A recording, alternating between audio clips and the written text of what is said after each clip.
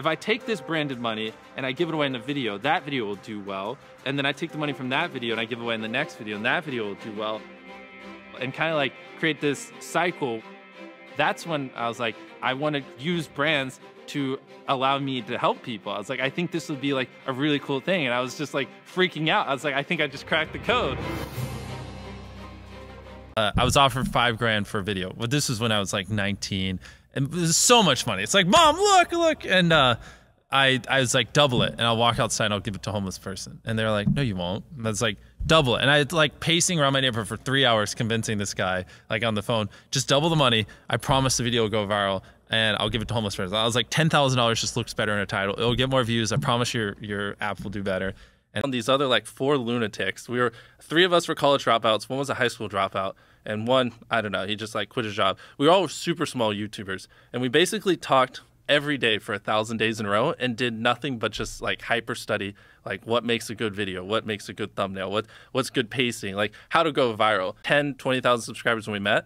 And by the time we stopped talking, we all had millions of subscribers. And we all hit 1 million subscribers like within a month. It's crazy. Because it's like, if you envision a world where you're trying to be great at something and it's just like you learning and fucking up and then learning from your mistakes. Like, you know, you mess up, you learn from your mistake, you mess up, you learn from your mistake. You in 2 years, you know, might have learned from 20 mistakes. Or if you have like 4 other people who are also messing up, and when they learn from their mistake, they teach you what they learn, stuff like that. Hypothetically, you 2 years down the road have learned like 5 times more of the amount of stuff. So it just like helps you grow exponentially way quicker. They think their videos are better than they are, honestly. And tell them, Jimmy, tell them. I mean, they do. And you have to like, that, and they have horrible friend groups, because you really are like the type of YouTubers you hang around. And it's getting people with the right YouTuber friend group that aren't pussies and will actually tell them when their content's bad and like actually roast it and help them get better in a nice, positive way. We would just get on Skype every morning. And like some days, like I'd get on Skype at 7 a.m. and I'd be in the call until like 10 p.m. And then I'd go to bed, I'd wake up and I'd do it again.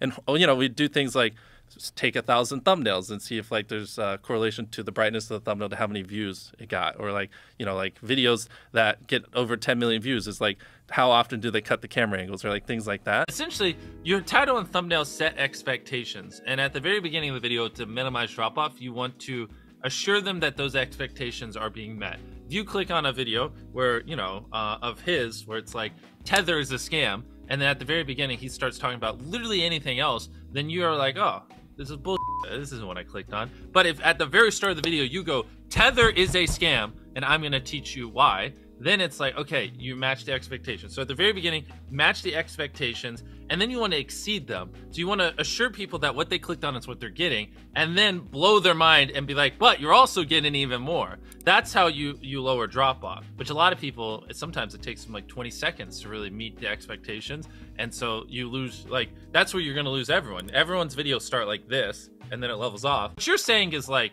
I like bananas. And what you need is, bananas are the best goddamn food on the planet. Like, that's the type of opinion you need. You need something that legit will have people be like, what the did he say in that video? What the I need to know, you know? So essentially, yes, at the end of the day, if you boil it down, what YouTube wants is they want people to click on a video and they want to watch it. Like, at its core, that's what it is. Now, you can like draw little lines and go as deep as you want into how to get people to click and to how to get people to watch. I mean, essentially, by studying the algorithm, you'll learn that you're more studying human psychology, right? What do humans want to watch? What do they find enjoying? Not because like anytime you say the word algorithm, just replace it with audience, and it works perfectly. Like, the algorithm didn't like that video. No, the audience didn't like that video. You know, because literally that's it. If people are clicking and watching, then it gets promoted more. And that's literally all the algorithm does, is reflect what the people want. And so that's what gave me the confidence to hire people. And that's why I'm able to run my company at really thin margins, because I have faith. And I know that if we film this video, it will do well, just because I've spent a decade of my life hyper obsessing over YouTube, and I have a good pulse on it. But if you didn't have that, then you wouldn't know. Like, you wouldn't be able to spend $4 million on a Squid Game, because you might lose $2 million and then you can't pay your people. So of course, yeah, if I didn't have these people, I couldn't do half the stuff I do. I mean, we have, in my opinion, the best people in the industry working here, and I love them to death. Actually, funny enough, I lived in like a super below average home, and I kind of learned why famous people don't live in below average homes, because someone broke in, stole everything I owned. So I had to get a little nicer house for security reasons. But before I was robbed, I mean, like, my place was like a little duplex, 700 a month. You get a roommate's 360 split. Right. Really, all I want to do is make the best videos possible. Yeah. That's why I live in the studio right over there. So I don't, like, I'm not worried about paying for a mansion. I don't drive a Lamborghini. I purposely have a really like dumbed down lifestyle. So because it gives you freedom. Like, you know, most people can't reinvest in a business because when they get to this level, they're worried about their $10 million mansion. They're like 4 or 5 cars and insurance and keeping up with that. And then like their second home and all these other things.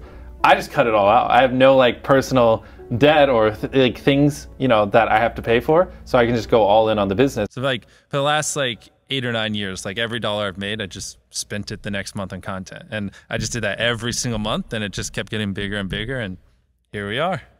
You're an idiot until you're successful. Then you're smart, whatever. Yeah. You know what I mean? MrBeast in Espanol. Yeah, that was actually one of the fastest growing channels last year. And it's just our videos so smart. You know, if you Google it, it's like only whatever, less than 10% of the world speaks English. So 90% of the world can't even enjoy your content. And when I realized that, I was like, wait a minute. 90% of the world can't even watch this stuff.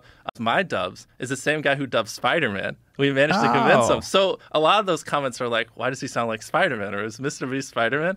That's hilarious. Yeah, and so what we do is when we go into these markets, we get celebrities to do my voice. So then like the local people in the language freak out. So like Japan's coming up, and I can't say who, but we secured like a giant voice actor from an anime to do my dubs. And whenever we launch in Japan, I know they're gonna lose their freaking minds. The thing is, like, I'm obsessed with learning. I don't see like taking like an art class as a waste of time, because that might creatively inspire me, or like a pottery class, or even going and shooting guns or whatever. Just filming, I mean, we brainstorm video ideas, I mean, relentlessly, hours every day. We spend hours, you know, just doing everything. I don't even know, like my whole life, since I was 13, there probably hasn't been a single hour that's gone by that I've been awake where I haven't thought about YouTube. Like, viewers aren't stupid. They can tell when you know, half ASS, I don't know if I'm allowed to curse, you like really put in effort. And like, if they can tell you're putting in a lot of effort, they're gonna be more likely to click on future videos. And that snowballs. And because once you build that trust, they get to a point where it doesn't matter what you upload. They just know it's high effort, and they just know it's great. And they're just conditioned just to watch because you have a good track record.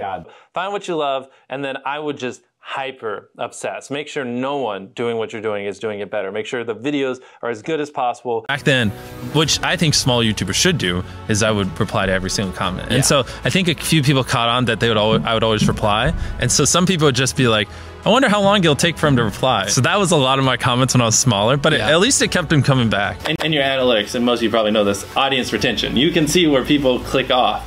Just literally go through your last 50 videos, write down where everyone clicked off, and then just don't do those things again. Thanks for watching, and make sure to subscribe for more content about MrBeast. If you are a small YouTuber, believe in yourself and work hard. You will get there. 64, 65, 66, 67, 68, 69.